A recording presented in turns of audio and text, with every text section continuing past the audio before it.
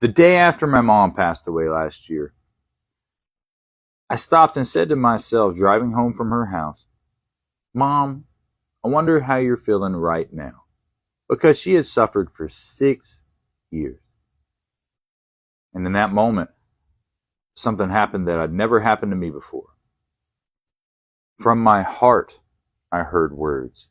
Not in my mind, not externally.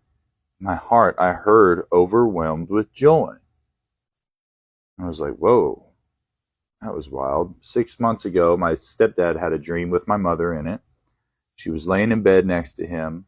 As through a veil, he couldn't touch her, and he said she had this wild, elaborate dress on, all the way down to her hands with red lace. He couldn't speak to her. He was trying, but all he could think was overwhelming joy. Exactly what I heard. Well, I'm reading all the way front to back through the Bible for the first time, and I read Isaiah 35 last month.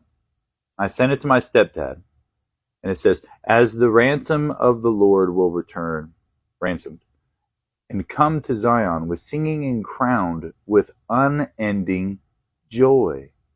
Joy and gladness will overtake them, and sorrow and sighing will flee. I sent it to my stepdad, and I said, overwhelming joy, Scripture confirms over and over.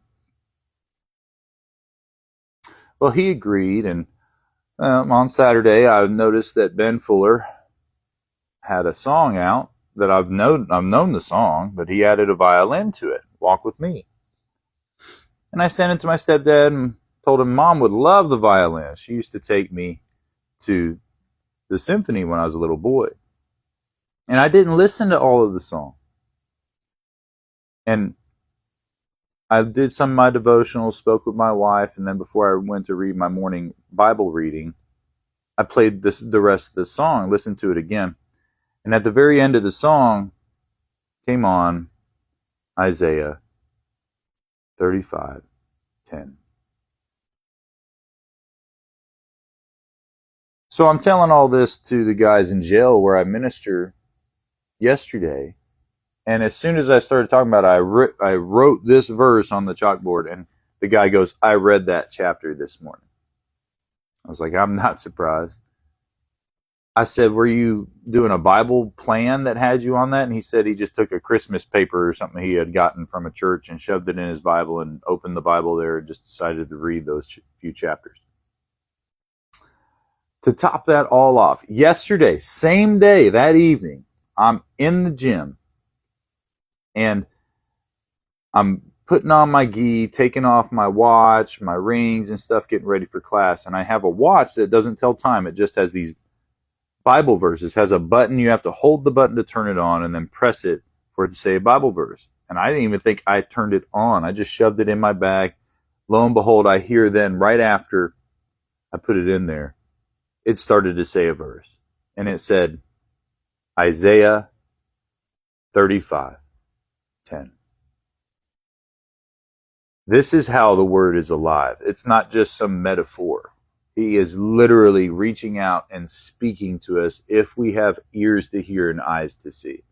Some people will say, oh, it's coincidence, it's coincidence. Man, if God were to come down and punch you in the face, it would be a coincidence. And this is a God punch. He loves us, He's real, and He is speaking through His word today, on the day of Epiphany, the day the church celebrates that God still physically speaks to us and the supernatural is not over. The purists were wrong, guys. At the end of the Bible, God never said the end to any of the gifts of the Spirit. It's right here, right now. He is manifesting, and those are His manifestations, not ours.